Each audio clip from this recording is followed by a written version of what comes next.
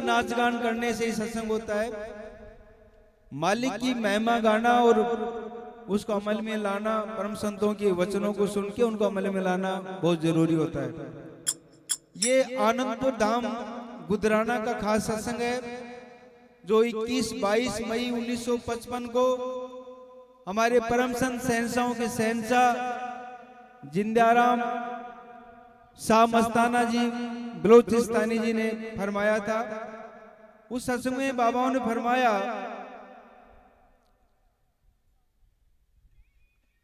कि तुम्हारा सतगुर हाजिर नाजिर तुम्हारे अंदर बैठा है, उसकी भक्ति करो। यानी सतगुर को कहीं बाहर नहीं बताया। बाबा ने कहा है कि तुम्हारा सतगुर हाजिर नाजिर तुम्हारे अंदर बैठा है, उसकी भक्ति करो। अपने सब बाहरमुखी ख्याल छोड़कर खूब सिमरन करो और उसको अपने अंदर प्रकट करो, अपने अंदर प्रकट करो।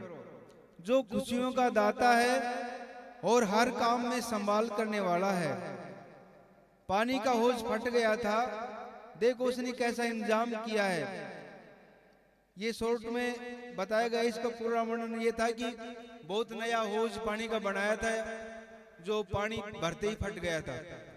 दूसरे दिन संगत होनी थी और बहुत संख्या में संगत आ गई, तो पानी का इंतजाम कैसे हो, वह पानी की बहुत कमी थी। तो मालिक ने ऐसी बरसात करी कि कई हाथों पानी भर गया और उस पानी से पूरी संगत को चलाया। तो ये इशारा था इसमें कि देखो मालिक ने कैसे इंतजाम किया है। फिर ये वचन सुनाए, सतगुरु पर भरोसा रखो, उसको हाजिर नाजिर अपने साथ समझो, उसकी रजा में राजी रहो, उसको हमारा सब फिक्र है। जो उसके भरोसे रहता है, सतगुरु उसके सब काम खुद करता है।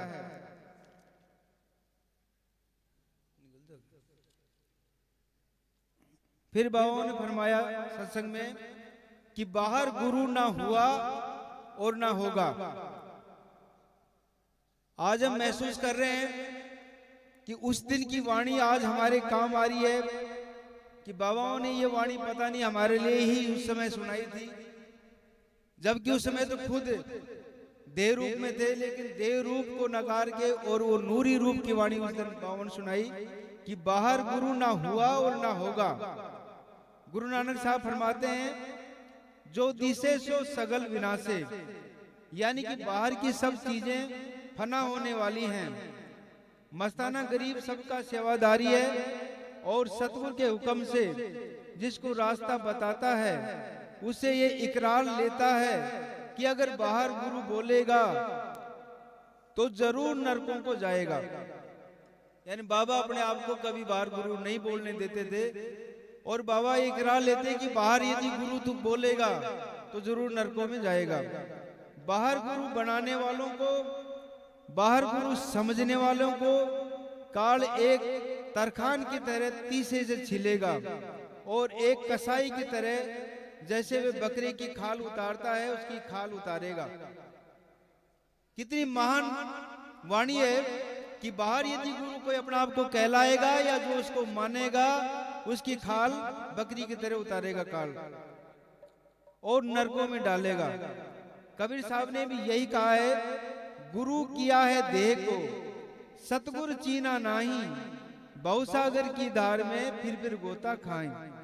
और जिंदा गुरु दातार को अपने शरीर रूपी मंदिर में हाजिर नाजिर समझेगा और मस्ताना गरीब सेवादारी के बताए हुए न्यारे राम या धन धन सतगुरु को सुबह 3 बजे उठकर जपेगा। ये बहुत महत्वपूर्ण है। सब सत्संगी भाइयों से निवेदन है कि वो इस बात को, बाबाओं की वाणी को बहुत ही गहराई से सुने, जो आज तक नहीं सुने। बाबा ने कहा कि धन धन सतगुरु को सुबह 3 बजे उठकर जपेगा, वो मरने से 1 माह पहले ऐलान कर देगा कि उसका सबल स्वरूपी राम गुरु उसको लेने के लिए आ रहा है। वो 1 महीने पहले ऐलान कर देगा मरने से, जो 3 बजे उठकर मालिक के नाम जपेगा। बहुत सुनने की बहुत गहरी बात है और ये परम संतों की वाणी है, किसी झूठी या कोई की बकवास नहीं है। और वे अपने जिंदा हाजिर नाजिर धन धन सतगुरु के साथ खुशी खुशी अपने वक्त को जा रहा है। काल की इतनी ताकत नहीं जो उसको हाथ लगाए। और जिस तरह पति स्त्री को कमा कर देता है, इसी तरह दुनिया में ही वो जिंदा गुरु इसके लिए सब कुछ लिए खड़ा होगा। यानी मस्ताना गरीब का धन सतगुरु दोनों जहान में सहायक होगा। जब कोई शख्स मस्ताना गरीब के बताए हुए धन सतगुरु जपता है तो उसको ये पता लग जाता है कि बाहर की रट करने से उसको क्या मिला और मस्ताना गरीब वाला जिंदा गुरु क्या दे रहा है। इस दुनिया में जपने के लायक संतों का न्यारा राम या शब्द गुरु यानी मस्ताना गरीब का प्यारा धन सतगुरु है, जो सबके श्वासों को चला रहा है और सबका दाता और सबका प्रतिपालक है। इस हाजिर नाजिर न्यारे राम ने कबीर साहिब के सतनाम के कहने पर लाज रखी, गुरु नानक साहब के सत श्री अकाल कहने पर लाज रखी, नामदेव की मिठले के कहने पर अब मस्ताना गरीब सेवादारी की धन सतगुरु के कहने पर लाज रख रहा है। यानी भाव ये है कि जब भी परम संत इस धरती पे आते हैं तो मालिक को जिन शब्दों से पुकारते हैं उन्हीं शब्दों में वो ताकत काम करती है और दुनिया को अपना तमाशा दिखा रहा है।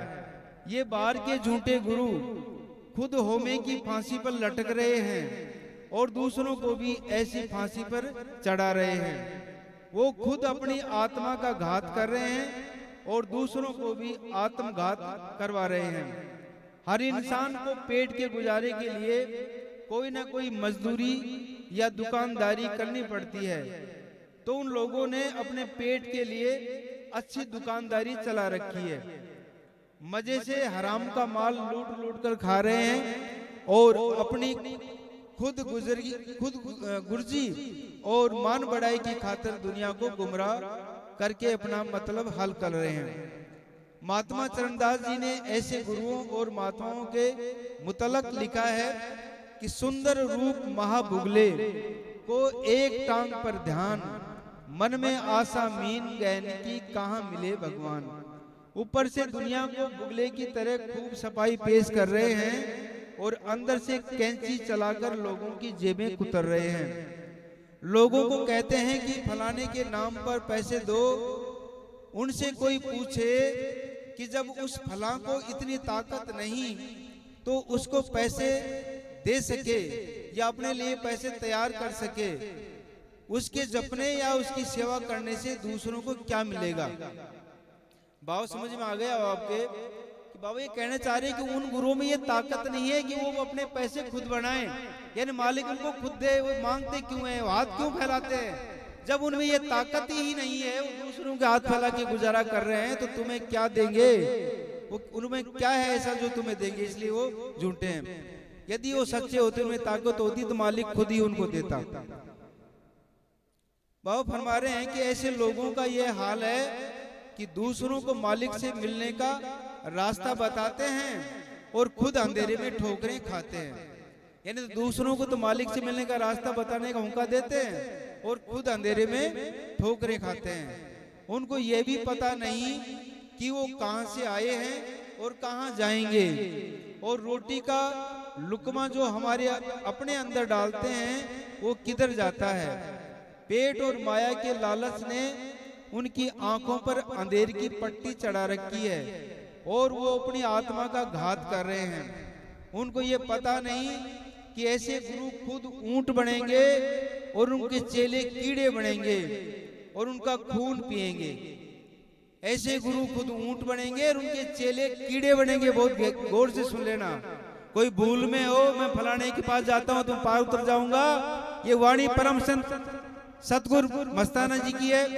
ये झूठा नहीं हो सकती, संसार गिर जाएगा यदि इसको कोई झूठा मान लेगा तो। कि जो ऐसे झूठे गुरु वो खुद ऊंट बनेंगे और उनके मारने वाले कीड़े बनेंगे, उनका खून पिएंगे। पार करके जाने की कोई मत सोचना।